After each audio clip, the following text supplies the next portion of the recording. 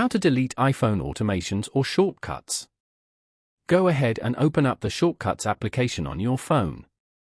The Shortcuts app enables users to create custom shortcuts to perform actions with a tap or by asking Siri, streamlining their daily iPhone usage. On this page, you can view all your shortcuts. Go to the top right corner and tap on Edit. Then, select the shortcuts you want to delete from here and then tap on the delete icon below. Tap on Delete Shortcuts again to confirm. Now, go to the bottom panel and tap on Automation. You can view all your automations over here. Tap and hold the automation you want to delete and swipe left. Then, tap on Delete. Following these steps, you can easily delete iPhone automations or shortcuts.